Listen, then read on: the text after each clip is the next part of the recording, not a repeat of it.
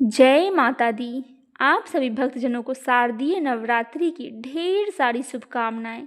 आज नवरात्रि का प्रथम दिवस है। आज हम सुनेंगे श्री दुर्गा सप्तशती का प्रथम अध्याय। उससे पहले सुनेंगे श्री दुर्गा सप्तश्लोकी का दुर्गा स्तोत्र। उसके बाद सुनेंगे दुर्गा अष्टोत्तर नाम का पाठ जो शंकर जी पार्वती जी से कहते हैं। फिर कील, कवच और अर्गला।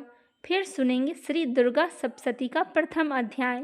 आज नवरात्रि के प्रथम दिवस माता शैलपुत्री की पूजा की जाएगी। माता शैलपुत्री के चरण कमल में नमस्कार करते हुए आइए कथा की शुरुआत करते हैं। इससे पहले सुनते हैं शिवजी और देवी के बीच के संवाद। शिवजी बोले, हे देवी, तुम भक्तों के लिए सुलभ हो और समस्त कर्मों का विधान करने वाली हो। कलयुग में कामनाओं की सिद्धि हेतु यदि कोई उपाय हो तो उसे अपने वाणी द्वारा सम्यक रूप से व्यक्त करो। देवी ने कहा, हे देव, आपका मेरे ऊपर बहुत स्नेह है। कलयुग में समस्त कामनाओं की सिद्धि करने वाला जो साधन है वह बतलाऊंगी। सुनो, उसका नाम अम्बा स्तुति है। ओम इस दुर्गा सप्तश्लोकी स्तोत्र मंत्र के नारायण ऋषि है। अनुष्टुप छंद है। श्री महाकाली, श्री महालक्ष्मी और महासरस्वती देवता है। श्री दुर्गा की प्रसन्नता के लिए सप्तश्लोकी दुर्गा पाठ में इसका विनियोग किया जाता है। वे भगवती महामाया देवी ज्ञानियों को भी चितों को बलपूर्वक खींचकर मोह में डाल देती है। माँ दुर्गा आप स्मरण करने पर सब प्राणियों को भय हर लेती है और स्वस्थ पुरुषों द्वारा चिंतन करने पर उन्हें परम कल्याणमयी बुद्धि प्रदान करती है। दुख, दरिद्रता और भय हरने वाली देवी आपके सिवा दूसरी कौन है जिसका चित्त सबका उपकार करने के लिए सदा ही दायद्र रहता है। नारायणी, तुम सब प्रकार का मंगल प्रदान करने वाली हो और मंगलमयी हो। कल्याणदायिनी शिवा हो। सब पुरुषों का सिद्ध करने वाली शरणगत वत्सला, तीन नेत्रों वाली एवं गौरी हो। तुम्हें नमस्कार है। शरण में आए हुए दीनों एवं पीड़ितों को रक्षा में संलग्न रहने वाली तथा सबकी पीड़ा दूर करने वाली नारायणी देवी, तुम्हें नमस्कार है। सर्वस्वरूपा, सर्वेश्वरी तथा सब प्रकार की शक्तियों से संपन्न दिव्य रूपा दुर्गा देवी सब भयों से हमारी रक्षा करे, तुम्हें नमस्कार है। देवी, तुम प्रसन्न होने पर सब रोगों को नष्ट कर देती हो और कुपित होने पर मनोवांछित सभी कामनाओं का नाश कर देती हो। जो लोग तुम्हारे शरण में जा चुके हैं उन पर विपत्ति तो आती ही नहीं है। तुम्हारी शरण में गए हुए मनुष्य दूसरों को शरण देने वाले हो जाते हैं। सर्वेश्वरी, तुम इसी प्रकार तीनों लोकों के समस्त बाधाओं को शांत करो और हमारे शत्रुओं का नाश करती रहो। श्री सप्तश्लोकी दुर्गा संपूर्ण हुआ। आइए अब सुनते हैं दुर्गा अष्टोत्तर नाम का पाठ जो शंकर जी पार्वती जी से कहते हैं। कमलाने, अब मैं अष्टोत्तर नाम का वर्णन करता हूँ। सुनो, जिसके प्रसाद मात्र से परम साध्वी भगवती दुर्गा प्रसन्न होती है। ओम सती साध्वी भवप्रता, भगवान शिव पर प्रीति रखने वाली। भवानी, भवमोचनी, संसार बंधन से मुक्त करने वाली। आर्या, दुर्गा, जया, आद्या, त्रिनेत्रा, शूलधानी, पिनाकधानी, चित्रा, चंडघंटा, प्रचंड स्वर से घंटा नाद करने वाली। महातपा, भारी तपस्या करने वाली। मन, मनन शक्ति, बुद्धि, बोध शक्ति, अहंकारा, अहंता का आश्रय। चित्रूपा, चिता, चिति, चेतना, सर्वमंत्रमयी, सत्या, सत्यानंदन स्वरूपनी, अनंता, जिनके स्वरूप कहीं अनंत नहीं हो। भावनी, सबको उत्पन्न करने वाली। भाव्या, भावना एवं ध्यान करने योग्य। भव्या, कल्याण स्वरूपा। अभव्या, सदागति, शांभवी, देवमाता, चिंता, रतन प्रिया, सर्वविद्या, दक्ष कन्या, दक्ष यज्ञ विनाशिनी। अपर्णा, अनेक वर्णा, पाटला, पाटलावती, पाटंबर परिधाना, कलमजिर्जिनी, अमय विक्रमा, कुरा, सुंदरी, सुरसुंदरी, बंदुर्गा, मातांगी, मातांगी मुनि पूजिता, ब्राह्मणी, महेश्वरी, ऐन्द्री, कौमारी, वैष्णवी, चामुंडा, वाराही, लक्ष्मी, पुरुषाकीर्ति, बिमला, उत्कृष्णी, ज्ञाना, क्रिया, नित्या, बुद्धा, बहुला, बहुल प्रेमा, सर्ववाहन वाहना, निशुंभ शुंभ हननी, महिषासुर मर्दनी, मधुकैटभ हननी, चंडमुंड विनाशिनी, सर्वसविनाशा, सर्द विघातमयी, सत्या, सर्वशास्त्रमयी, सर्वशास्त्रधारिणी, अनेक शास्त्र हस्ता, अनेक शास्त्रधारिणी, कौमारी, ऐक्यना, कैशोरी, युवती, यति, अप्रौढ़ा, प्रौढ़ा, वृद्धमाता, बलप्रदा, महोदरी, मुक्तकेशी, घोररूपा, महाबला, अग्निज्वाला, रौद्रमुखी, कालरात्रि, तपस्वनी, नारायणी, भद्रकाली, विष्णुमाया, जलोदरी, शिवदूती, कराली, अनंता, विनाशरहिता, परमेश्वरी, कात्यायनी, सावित्री, प्रत्यक्षा, ब्रह्मवादिनी, समस्तों देवियों के चरण कमल में मेरा बारंबार नमस्कार है। देवी पार्वती जी, जो प्रतिदिन दुर्गा जी के इस अष्टोषध नाम का पाठ करता है, उसके लिए तीनों लोक में कुछ भी असाध्य नहीं है। वह धन्य, धान्य, पुत्र, स्त्री, घोड़ा, हाथी, धर्म आदि 4 पुरुषार्थ तथा अंत में सनातन मुक्ति भी प्राप्त कर लेता है। कुमारी का पूजन और देवी सुरेश्वरी का ध्यान करके पराभक्ति के साथ उनका पूजन करे, फिर अष्टोषध नाम का पाठ करे। देवी जो ऐसा करता है उसे सब श्रेष्ठ देवताओं से भी सिद्धि प्राप्त होती है। राजा उसके दास हो जाते हैं, वह राज्य लक्ष्मी को प्राप्त कर लेता है। गौरवचम, लाछा, कुमकुम, सिंदूर, कपूर, घी, चीनी और मधु, इन वस्तुओं को एकत्र करके इनसे विधि पूर्वक यंत्र लिखकर जो विधि यज्ञ पुरुष सदा उस यंत्र को धारण करता है, वह शुभ के तुल्य हो जाता है। भौमवती अमावस्या की आधी रात में जब चंद्रमा शीतवासी नक्षत्र पर हो, उस समय इस स्तोत्र को लिखकर जो इसका पाठ करता है, वह संपत्तिशाली होता है। अब हम सुनेंगे कवच। ओम चंडिका देवी को नमस्कार है। मार्कंडेय जी ने कहा, पितामह, जो इस संसार में परम गोपनीय तथा मनुष्यों को सब प्रकार से रक्षा करने वाला है और जो अब तक आपने किसी दूसरे के सामने प्रकट नहीं किया हो, ऐसा कोई साधन मुझे बताइए। ब्रह्मा जी बोले, ब्राह्मण, ऐसा साधन तो एक देवी जी का कवच ही है, जो गोपनीय से भी गोपनीय, पवित्र तथा संपूर्ण प्राणियों को उपकार करने वाला है। महामुने, उसे श्रवण करो। देवी की 9 मूर्तियां हैं, जिन्हें नवदुर्गा कहते हैं। उनके पृथक पृथक नाम बतलाए जाते हैं। प्रथम नाम शैलपुत्री, दूसरी मूर्ति का नाम ब्रह्मचारिणी है, तीसरा स्वरूप चंद्रघंटा के नाम से प्रसिद्ध है, चौथी मूर्ति को कूष्मांडा कहते हैं, पांचवी दुर्गा का नाम स्कंद माता है, देवी के छठे स्वरूप को कात्यायनी कहते हैं, सातवां कालरात्रि और आठवां स्वरूप महागौरी के नाम से प्रसिद्ध है, नौवीं दुर्गा का नाम सिद्धिदात्री है। ये सब नाम सर्वज्ञ महात्मा वेद भगवान के द्वारा ही प्रतिपादित हुए हैं। जो मनुष्य अग्नि में जल रहा हो, रणभूमि में शत्रुओं से घिर गया हो, विषम संकट में फंस गया हो तथा इस प्रकार से भय से आतुर होकर जो भगवती दुर्गा के शरण में प्राप्त हुए हो, उनका कभी कोई अमंगल नहीं होता। युद्ध के समय संकट पड़ने पर भी उनके ऊपर कोई विपत्ति दिखाई नहीं देती। उन्हें शोक, दुख और भय की प्राप्ति नहीं होती। जिन्होंने भक्ति पूर्वक देवी का स्मरण किया है, उनका निश्चय ही अभ्युदय होता है। देवेश्वरी, जो तुम्हारा चिंतन करते हैं, उनकी तुम निसंदेह रक्षा करती हो। चामुंडा देवी पेड़ पर आरूढ़ होती है और वाराही भैंस पर सवारी करती है। ऐन्द्री का वाहन ऐरावत हाथी है। वैष्णो देवी गरुड़ पर ही आसन जमाती है। महेश्वरी वृष पर आरूढ़ होती है और कौमारी का वाहन मयूर है। भगवान विष्णु की प्रियतमा लक्ष्मी देवी कमल के आसन पर विराजमान है और हाथों में कमल धारण किए हुए है। वृष पर आरूढ़ ऐश्वरी देवी ने श्वेत रूप धारण कर रखा है। ब्राह्मणी देवी हंस पर बैठी हुई है और सब प्रकार के आभूषणों से विभूषित है। इस प्रकार ये सभी माताएं सब प्रकार की योग शक्तियों से संपन्न हैं। इनके सिवा और भी बहुत सी देवियां हैं जो अनेक प्रकार के आभूषणों से शोभा से युक्त तथा नाना प्रकार के रत्नों से सुशोभित है।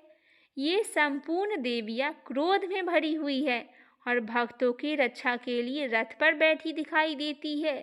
ये शंख, चक्र, गदा, शक्ति, हल, मूसल, खेटक और तोमर, परशु तथा पासा, कुंत और त्रिशूल एवं उत्तम शाख, धनुष आदि अस्त्र शस्त्र अपने हाथों में धारण करती है। दैत्यों का शरीर का नाश करना, भक्तों को अभय दान देना और देवताओं को कल्याण करना, यही उनके शास्त्र धारण करने का उद्देश्य है। कवच आरंभ करने के पहले इस प्रकार प्रार्थना करनी चाहिए। महान रौद्र रूप, अत्यंत घोर पराक्रम, महान बल और महान उत्साह वाली देवी, तुम महान भय का नाश करने वाली हो, तुम्हें नमस्कार है। तुम्हारी ओर देखना भी कठिन है। शत्रुओं को भय बढ़ाने वाली जगदम्बिके, मेरी रक्षा करो। पूर्व दिशा में ऐन्द्री, इंद्र शक्ति, मेरी रक्षा करो। अग्नि कोण में अग्नि शक्ति, दक्षिण दिशा में वाराही तथा नेतृत्व कोण में खड्ग धारिणी, मेरी रक्षा करे। पश्चिम दिशा में वारुणी, वायव्य कोण में मृग पर सवारी करने वाली देवी, मेरी रक्षा करो। उत्तर दिशा में कौमारी और ईशान कोण में शूल धारिणी रक्षा करे। ब्राह्मणी, तुम ऊपर की ओर से मेरी रक्षा करो और वैष्णो देवी नीचे की ओर से मेरी रक्षा करो। इसी प्रकार सबको अपना वाहन बनाने वाली चामुंडा देवी दसों दिशाओं में मेरी रक्षा करे। जया आगे से और विजया पीछे की ओर से मेरी रक्षा करे। वाम भाग में अजिता और दक्षिण भाग में अपराजिता रक्षा करे। उद्धोतिनी शिखा की रक्षा करे और उमा मेरे मस्तक पर विराजमान होकर रक्षा करे। ललाट में मालाधारी रक्षा करे और यशस्वनी देवी मेरे भौं की रक्षा करे। भौं के मध्य भाग में त्रिनेत्रा और नथनों की यम घंटा देवी रक्षा करे। दोनों नेत्रों के मध्य भाग में सांखनी और कानों में द्वारिका वासिनी रक्षा करे।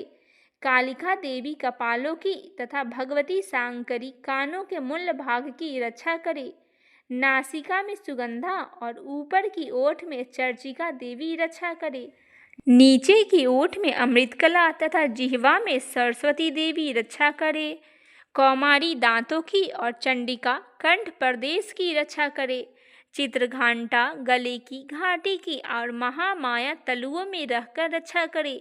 कामाक्षी ठोडी की और सर्वमंगला मेरी वाणी की रक्षा करे। भद्रकाली ग्रीवा में और धनुधरी पृष्ठवंश में रहकर रक्षा करे। कंठ के बाहरी भाग में नीलग्रीवा और कंठ के नली में नलकूबरी रक्षा करे।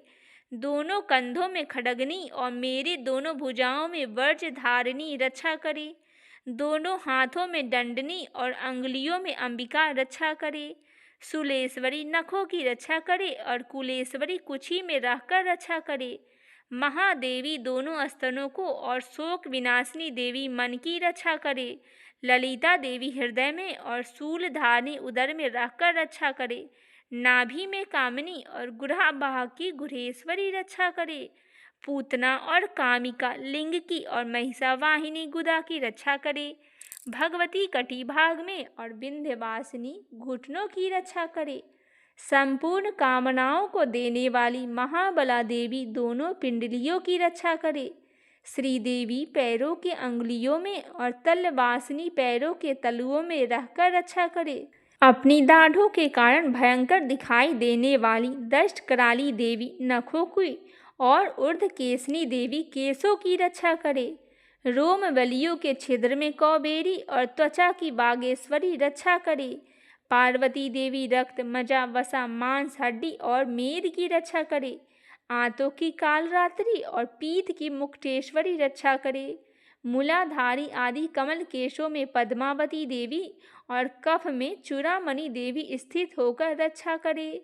नख के तेज की ज्वालामुखी रक्षा करे और जिसका किसी भी अस्त्र से भेदन नहीं हो सकता है, वह अभेदा देवी शरीर के समस्त सिंधियों में रखकर रक्षा करे।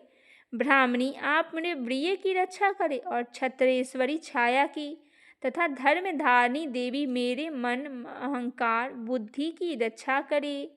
हाथों में वज्र धारण करने वाली वज्रहस्ता देवी मेरे प्राण अपान व्यान उदान और समान वायु की रक्षा करे।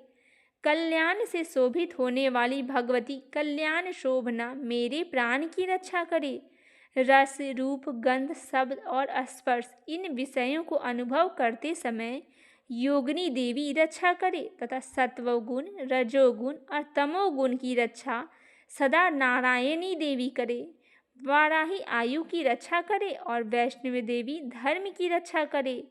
चक्र धारण करने वाली देवी यश कीर्ति लक्ष्मी धन तथा विद्या की रक्षा करे। इंद्राणी आप मेरे गोत्र की रक्षा करे। चंडिके तुम मेरे पशुओं की रक्षा करो। महालक्ष्मी पुत्रों की रक्षा करे और भैरवी पत्नी की रक्षा करे। मेरे पथ की सुपथा तथा मार्ग की क्षेम करी रक्षा करे। राजा के दरबार में महालक्ष्मी रक्षा करे। सब ओर व्याप्त रहने वाली विजया देवी संपूर्ण भयों से मेरी रक्षा करे। देवी जो स्थान कवच में नहीं कहा गया हो अतएवं रक्षा से रहित हो वह सब तुम्हारे द्वारा सुरक्षित हो, क्योंकि तुम विजयशालिनी और पापनाशिनी हो। यदि अपने शरीर का भला चाहे तो मनुष्य बिना कवच कहे एक पग भी न जाए। कवच का पाठ करके ही यात्रा करे। कवच के द्वारा सब ओर से सुरक्षित मनुष्य जहाँ जहाँ भी जाता है वहाँ वहाँ उसे धन लाभ होता है तथा संपूर्ण कामनाओं को सिद्धि करने वाली विजय की प्राप्ति होती है। वह जिस जिस अवशिष्ट वस्तुओं का चिंतन करता है उसको निश्चय ही प्राप्त कर लेता है। वह पुरुष इस पृथ्वी पर तुलना रहित महान ऐश्वर्य का भागी होता है और कवच से सुरक्षित मनुष्य निर्भय हो जाता है। युद्ध में उसकी पराजय नहीं होती तथा वह तीनों लोक में पूजनीय होता है। देवी का यह कवच देवताओं के लिए भी दुर्लभ है। जो प्रतिदिन नियम पूर्वक तीनों संध्याओं के समय श्रद्धा के साथ इसका पाठ करता है उसे देवी कला प्राप्त होती है तथा वह तीनों लोकों में कहीं भी पराजित नहीं होता। इतना ही नहीं, वह अपमृत्यु से रहित हो 100 से भी अधिक वर्षों तक जीवित रहता है। मकड़ी चेचक कोढ़ आदि उसकी संपूर्ण व्याधियां नष्ट हो जाती है। कनेर भांग अफीम धतूरे आदि का स्थावर विष सांप और बिच्छू आदि के काटने से चढ़ा हुआ जख्म विष तथा अहिपेन और तेल के संयोग आदि से बनने वाले कृत्रिम विष ये सभी प्रकार के विष दूर हो जाते हैं। उनका कोई असर नहीं होता। इस पृथ्वी पर मारण मोहन आदि जितने अभिचारिक प्रयोग होते हैं तथा इस प्रकार के जितने मंत्र यंत्र होते हैं वे सब इस कवच के हृदय में धारण कर लेने पर उस मनुष्य को देखते ही नष्ट हो जाते हैं। ये ही नहीं, पृथ्वी पर विचरने वाले ग्राम देवता आकाशचारी देव विशेष जल के संबंध से प्रकट होने वाले गण उपदेश मात्र से सिद्ध होने वाले निम्न कोटि के देवता अपने जन्म के साथ प्रकट होने वाले देवता कुल देवता माला डाकनी साकनी अंतरिक्ष में विचरने वाली ग्रह भूत पिचास यक्ष गंधर्व ब्रह्म राक्षस बैताल कुष्मांड और भैरव आदि अनिष्टकारक देवता भी हृदय में कवच धारण किए रहने पर उस मनुष्य को देखते ही भाग जाते हैं। कवचधारी पुरुषों को राजा से सम्मान वृद्धि प्राप्त होती है। यह कवच मनुष्य को तेज की वृद्धि करने वाला है और उत्तम है। कवच का पाठ करने वाला पुरुष अपने कृति से विभूषित भूतल पर अपने सुयश के साथ साथ वृद्धि को प्राप्त होता है। जो पहले कवच का पाठ करके उसके बाद सप्तशती चंडी का पाठ करता है उसकी जब तक वन पर्वत और काननों सहित यह पृथ्वी टिकी रहती है तब तक यहाँ पुत्र पौत्र आदि संतान परंपरा बनी रहती है। फिर देह का अंत होने पर वह पुरुष भगवती महामाया के प्रसाद से उस नित्य परम पद को प्राप्त होता है जो देवताओं के लिए भी दुर्लभ है। वह सुंदर दिव्य रूप को धारण करता है और कल्याणमय शिव के साथ आनंद की भागी होता है। इस प्रकार कवच स्त्रोत संपूर्ण होता है। अब हम सुनेंगे अगला स्त्रोत। ओम चंडिका देवी को नमस्कार है। मार्कंडेय जी कहते हैं, जयंती मंगला काली भद्रकाली का पालनी दुर्गा क्षमा शिवा धात्री स्वाहा स्वाधा, इन नामों से प्रसिद्ध जगदम्बिके तुम्हें मेरा नमस्कार हो। देवी चामुंडे तुम्हारी जय हो। संपूर्ण प्राणियों को पीड़ा हरने वाली देवी तुम्हारी जय हो।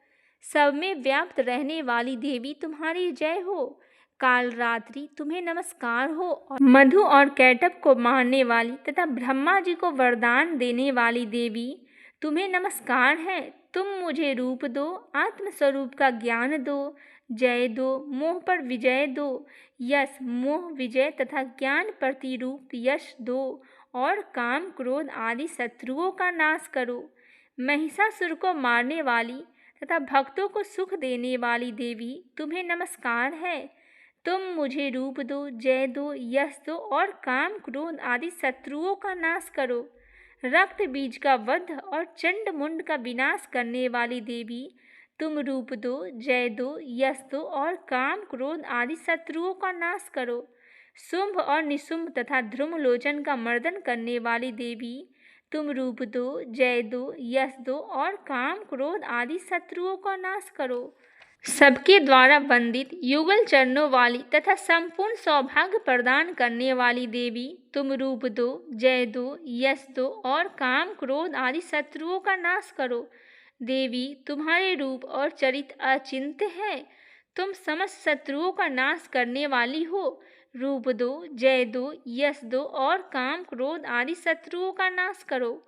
पापों को दूर करने वाली चंडिके, जो भक्ति पूर्वक तुम्हारे चरणों में सर्वदा मस्तक झुकाते हैं, उन्हें रूप दो, जय दो, यश दो, और उनके काम क्रोध आदि शत्रुओं का नाश करो। रोगों को नाश करने वाली चंडिके, जो भक्ति पूर्वक तुम्हारी स्तुति करते हैं, उन्हें रूप दो, जय दो, यश दो, और काम क्रोध आदि शत्रुओं का नाश करो। चंडिके, इस संसार में जो भक्ति पूर्वक तुम्हारी पूजा करते हैं, उन्हें रूप दो, जय दो, यश दो, और काम क्रोध आदि शत्रुओं का नाश करो। मुझे सौभाग्य दो और आज्ञा दो, परम सुख दो, रूप दो, जय दो, यश दो, और मेरे काम क्रोध आदि शत्रुओं का नाश करो। जो मुझसे द्वेष रखते हैं, उनका नाश करो और मेरे बल की वृद्धि करो। रूप दो, जय दो, यश दो, और काम क्रोध आदि शत्रुओं का नाश करो। देवी मेरा कल्याण करो, मुझे उत्तम संपत्ति प्रदान करो। रूप दो, जय दो, यश दो, और काम क्रोध आदि शत्रुओं का नाश करो। अंबिके, देवता और असुर दोनों ही अपने माथे के मुकुट को मणियों को तुम्हारे चरणों पर घिसते रहते हैं। तुम रूप दो, जय दो, यश दो, और काम क्रोध आदि शत्रुओं का नाश करो। तुम अपने भक्त जनों को विद्वान, यशस्वी और लक्ष्मीवान बनाओ तथा रूप दो, जय दो, यश दो, और काम क्रोध आदि शत्रुओं का नाश करो। प्रचंड दैत्यों का दर्पक दलन करने वाली चंडिके, मुझ शरणागत को रूप दो, जय दो, यश दो, और मेरे काम क्रोध आदि शत्रुओं का नाश करो। चत्रमुख ब्रह्मा जी द्वारा प्रशंसित चार भुजाधारिणी परमेश्वरी, तुम रूप दो, जय दो, यश दो, और काम क्रोध आदि शत्रुओं का नाश करो। देवी अंबिके, भगवान विष्णु नित्य निरंतर भक्ति पूर्वक तुम्हारी स्तुति करते रहते हैं। तुम रूप दो, जय दो, यश दो, और काम क्रोध आदि शत्रुओं का नाश करो। हिमालय कन्या पार्वती के पति महादेव जी के द्वारा प्रशंसित होने वाली परमेश्वरी, तुम रूप दो, जय दो, यश दो, और काम क्रोध आदि शत्रुओं का नाश करो। सच्चिपत्र इंद्र के द्वारा सद्भाव से पूजित होने वाली परमेश्वरी, तुम रूप दो, जय दो, यश दो, और काम क्रोध आदि शत्रुओं का नाश करो। प्रचंड भुज दंड वालों दैत्यों को घमंड चूर करने वाली देवी, तुम रूप दो, जय दो, यश दो, और काम क्रोध आदि शत्रुओं का नाश करो। देवी अंबिके, तुम अपने भक्त जनों को सदा असीम आनंद प्रदान करती रहती हो। मुझ शरणागत को रूप दो, जय दो, यश दो, और काम क्रोध आदि शत्रुओं का नाश करो। मन की इच्छा के अनुसार चलने वाली मनोहर पत्नी प्रदान करो। जो दुर्गम संसार सागर से तारने वाली तथा उत्तम कुल में उत्पन्न हुई हो। जो मनुष्य इस स्तोत्र का पाठ करके श्री दुर्गा सप्तशती महास्तोत्र का पाठ करता है, वह सप्तशती के जप संख्या से मिलने वाले श्रेष्ठ फल को प्राप्त होता है। साथ ही वह प्रचुर संपत्ति भी प्राप्त कर लेता है। इस प्रकार अगला स्तोत्र संपूर्ण हुआ। आइए अब सुनते हैं कीलक स्तोत्र।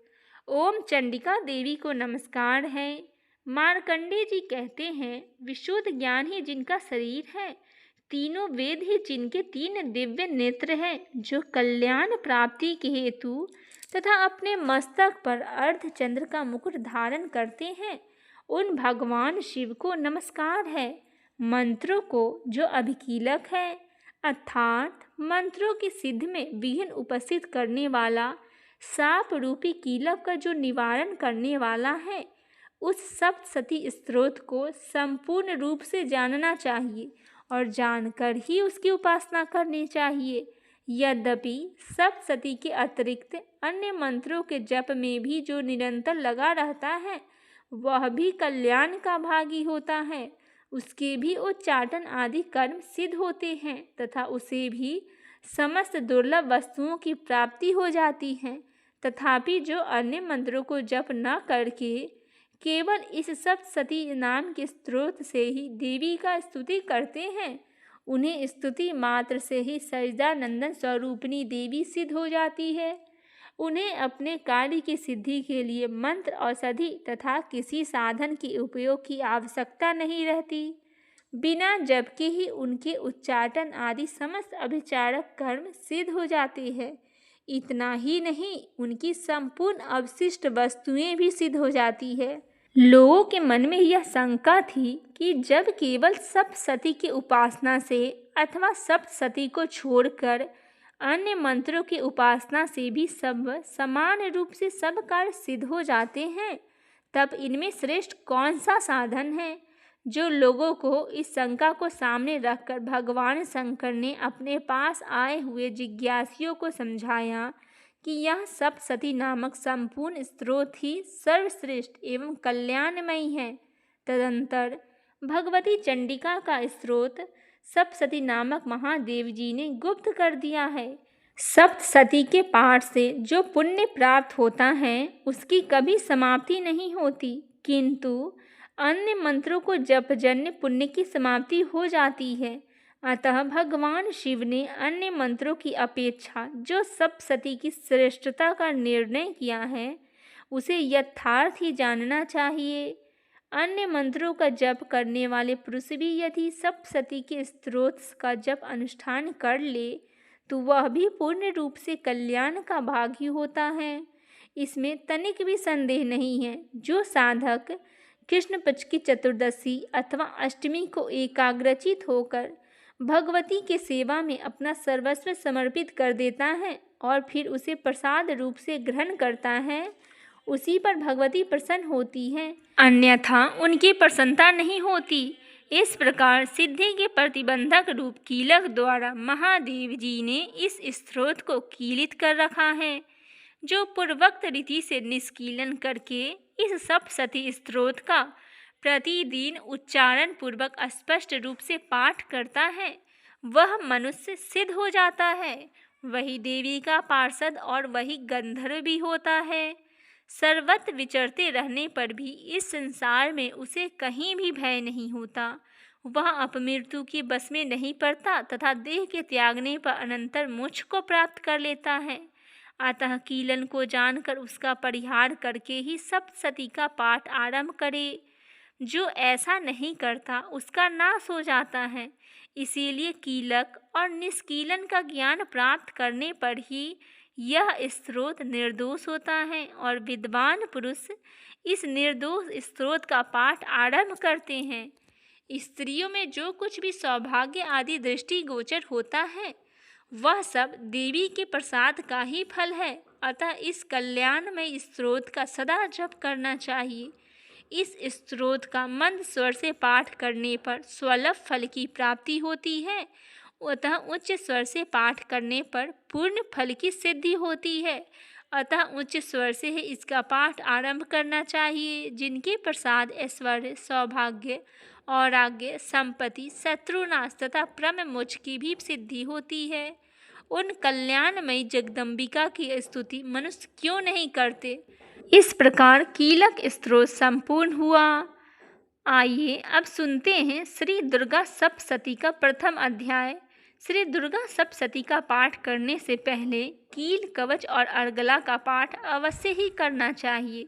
भगवान विष्णु के सो जाने पर मधु और कैटवों को मारने के लिए कमल जन्मा ब्रह्मा जी ने जिनका स्तवन किया था, उन महाकाली देवी का मैं सेवन करता हूँ।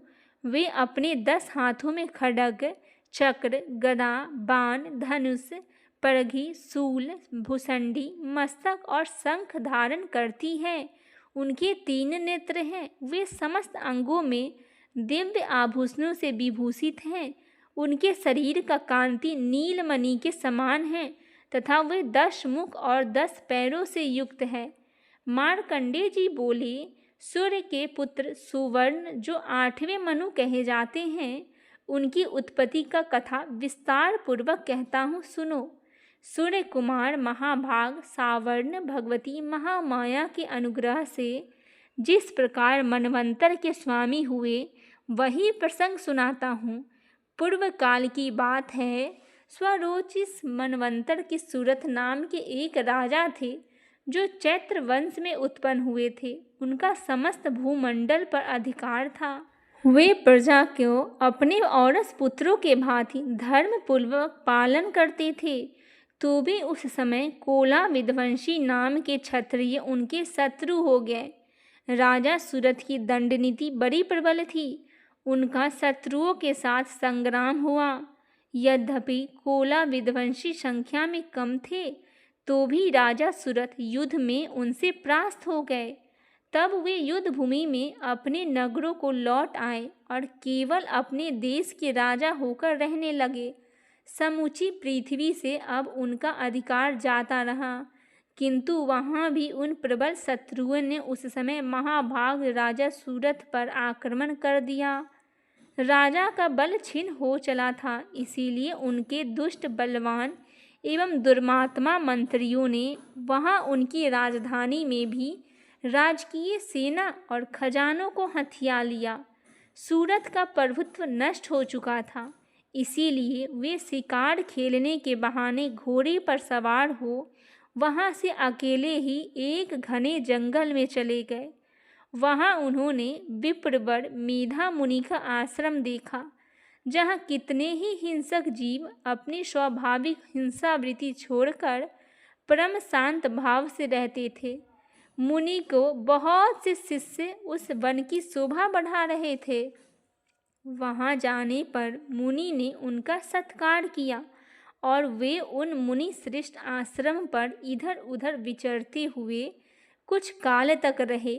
फिर ममता से आकृष्ट चित्त होकर वहाँ इस प्रकार चिंता करने लगे, पूर्व काल में मेरे पूर्व जन्म का जिसका पालन किया था, वही नगर आज मुझसे रहित है।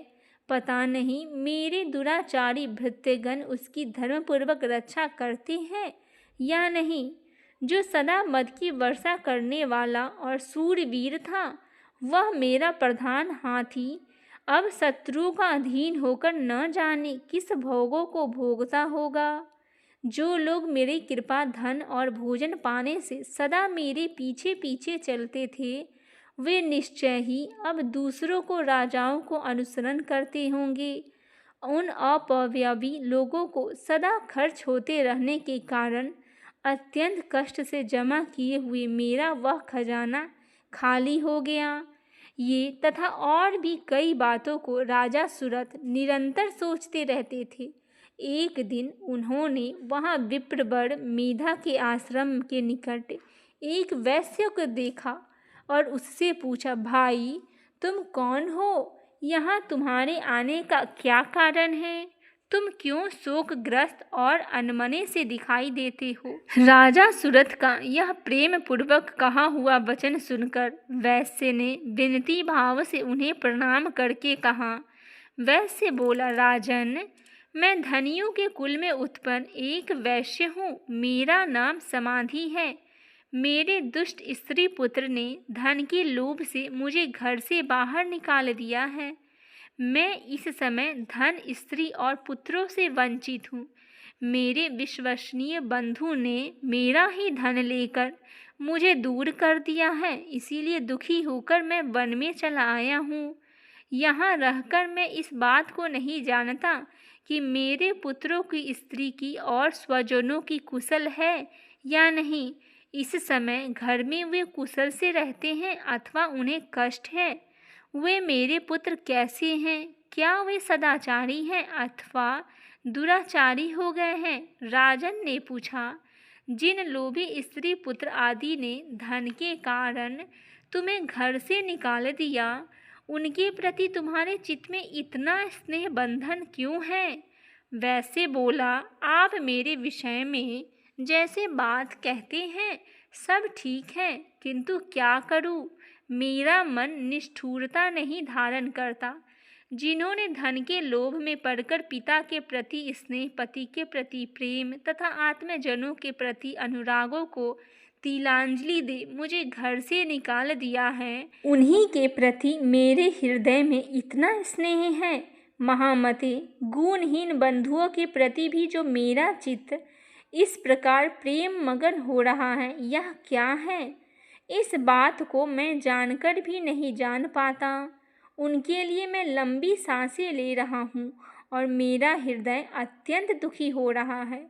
जिन लोगों में प्रेम का स्वार्थ अभाव है, तो भी उनके प्रति जो मेरा मन निष्ठुर नहीं हो पाता, इसके लिए क्या करूं? मार्कंडेय जी कहते हैं, ब्राह्मण तदंतर राजाओं में श्रेष्ठ सूरत और वह समाधि नामक वैश्य दोनों हाथ जोड़कर साथ साथ मेधा मुनि के सेवा में उपस्थित हुए और उनके साथ यथा योग न्यायानुकूल विनयपूर्ण बर्ताव करके बैठे।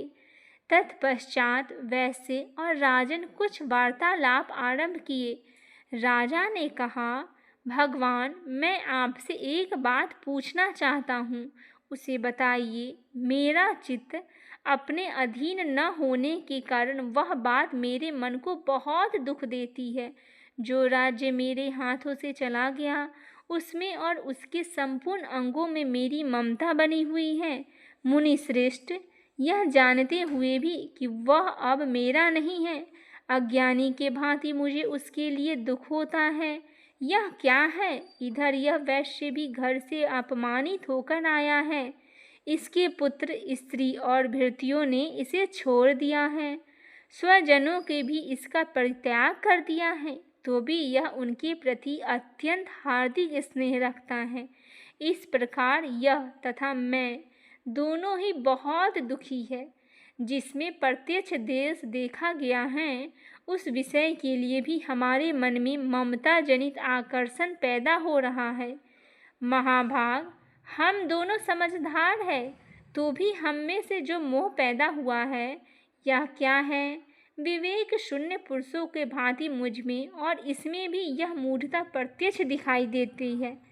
ऋषि बोले, महाभाग, विषय मार्ग का ज्ञान सब जीवों का है। इस प्रकार विषय भी सबके लिए अलग अलग है। कुछ प्राणी दिन में नहीं देखते और दूसरे रात में भी नहीं देखते, तथा कुछ जीव ऐसे हैं जो दिन और रात्रि में बराबर ही देखते हैं।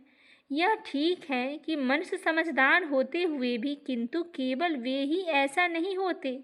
पशु, पक्षी, मृग आदि सभी प्राणी समझदार होते हैं।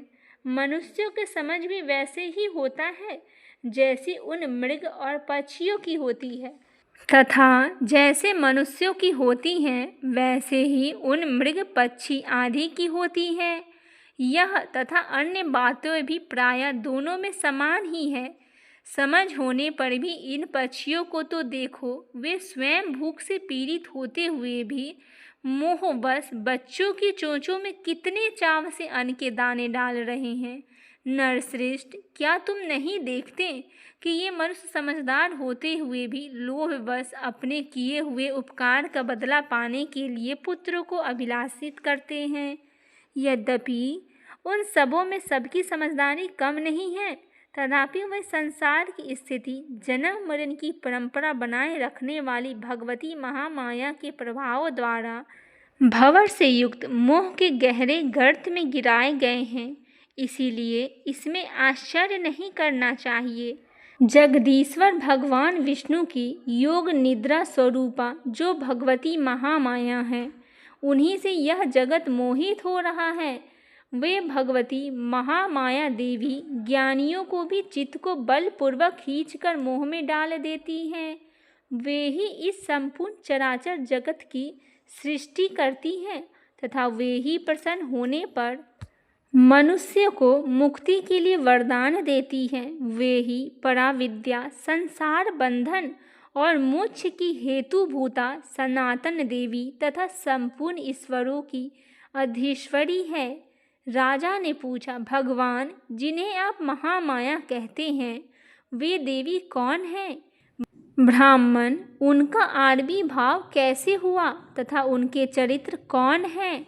ब्रह्मवेताओं में श्रेष्ठ महर्षि उन देवी के जैसा प्रभाव हो, जैसा स्वरूप हो और जिस प्रकार पार्थिव भाव हुआ हो, वह सब मैं आपके मुख से सुनना चाहता हूँ। ऋषि बोले, राजन, वास्तव में तो वे देवी नित्य स्वरूपा ही है। संपूर्ण जगत की उन्हीं का रूप है तथा उन्होंने समस्त विश्व को व्याप्त कर रखा है। तथापि उनका प्रकाश अनेक प्रकार से होता है। वह मुझसे सुनो। यद्यपि वे नित्य और अजन्मा हैं, तथापि वे देवताओं को कार्य सिद्ध करने के लिए प्रकट होती है। उस समय लोकों में उत्पन्न हुई कहलाती है। कल्प में, अनंत में, जब संपूर्ण जगत एक वर्ण में निमग्न हो गया था और सबके प्रभु भगवान विष्णु शेषनाग की सैया बिछाकर योग निद्रा आश्रय में ले सो रहे थे, उस समय उनके कानों के मैल से दो भयंकर असुर उत्पन्न हुए, जो मधु और कैटभ नाम से विख्यात थे। वे दोनों ब्रह्मा जी का वध करने के लिए तैयार हो गए।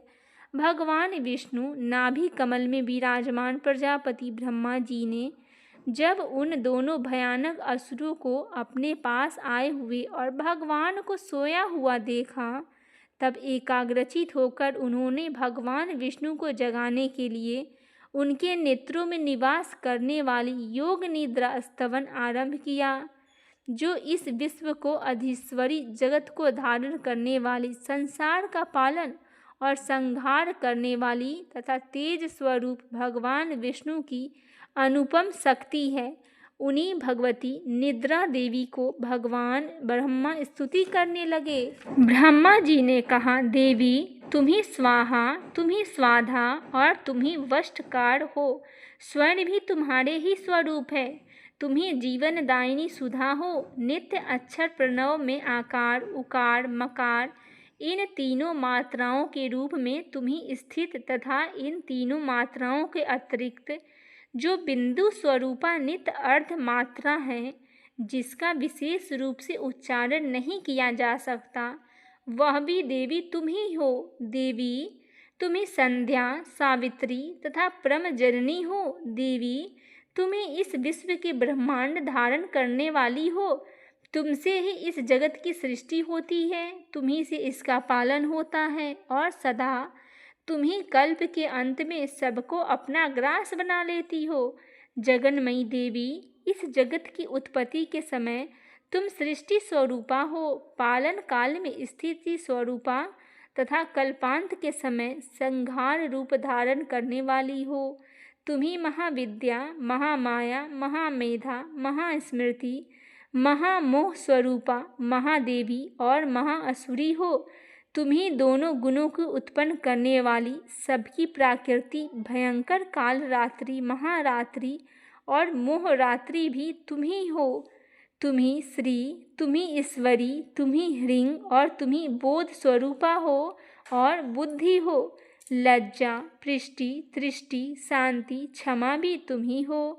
तुम ही खड्गधारिणी, शूलधारिणी, घोर रूपा तथा गदा, चक्र, शंख और धनुष धारण करने वाली हो। बाण, भुसुंडी और प्रघी, ये भी तुम्हारे अस्त्र हैं। तुम सौम्य सौम्यांतर हो। इतना ही नहीं, जितने भी सौम्य एवं सुंदर पदार्थ हैं उन सब की अपेक्षा तुम अत्यधिक सुंदरी हो। पर और अपर सब में पड़े रहने वाली परमेश्वरी तुम ही हो। सर्वस्वरूपे देवी, कहीं भी सत असत रूप जो कुछ वस्तुएं हैं उन सब की जो शक्ति है वह तुम ही हो। ऐसी अवस्था में तुम्हारी स्तुति क्या हो सकती है? जो इस जगत की सृष्टि पालन और संहार करते हैं उन भगवान को जब तुमने निद्रा के अधीन कर दिया तब तुम्हारी स्तुति करने में यहाँ कौन समर्थ हो सकता है? मुझको, भगवान शंकर को तथा भगवान विष्णु को भी तुमने ही शरीर धारण कराया है, अतः तुम्हारी स्तुति करने की शक्ति किसमें है? देवी, तुम तो अपने इन उदार प्रभाव से ही प्रशंसित हो।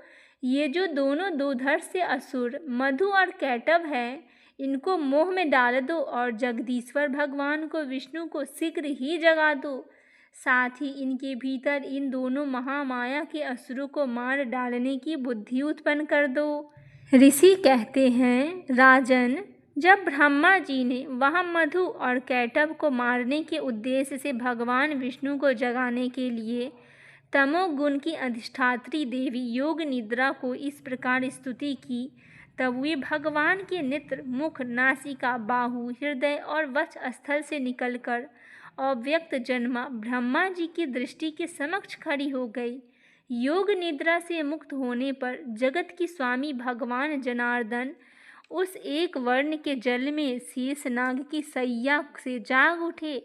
फिर उन्होंने उन दोनों असुरों को देखा। वे दुरात्मा मधु और कैटभ अत्यंत बलवान तथा पराक्रमी थे और क्रोध से लाल आंख किए हुए ब्रह्मा जी को खा जाने के लिए उद्योग कर रहे थे। तब भगवान श्री हरि ने उठकर उन दोनों के साथ 5000 वर्षों तक केवल बाहु युद्ध किया। वे दोनों भी अत्यंत बल के कारण उन्मत्त हो रहे थे। इधर महामाया ने भी उन्हें मोह में डाल रखा था। इसीलिए वे भगवान विष्णु से कहने लगे, हम तुम्हारी वीरता से संतुष्ट हैं, तुम हम लोगों से कोई वर मांगो। श्री भगवान बोले, यदि तुम दोनों मुझ पर प्रसन्न हो तो मेरे हाथ से मारे जाओ, बस इतना सा ही मैंने वर मांगा है, यहाँ दूसरे किसी और से क्या लेना देना। ऋषि कहते हैं, इस प्रकार धोखे में आ जाने पर जब उन्होंने संपूर्ण जगत को जल ही जल में देखा तब कमल नयन भगवान से कहा, जहाँ पृथ्वी जल में डूबी हुई ना हो, जहाँ सूखा स्थान हो, वहाँ हमारा वध करो। ऋषि कहते हैं, तब तथा अस्तु कहकर शंख, चक्र और गदा धारण करने वाले भगवान ने उन दोनों के मस्तक अपनी जंघा पर रखकर चक्र से काट डाले। इस प्रकार ये देवी महामाया ब्रह्मा जी की स्तुति करने पर स्वयं प्रकट हुई थी।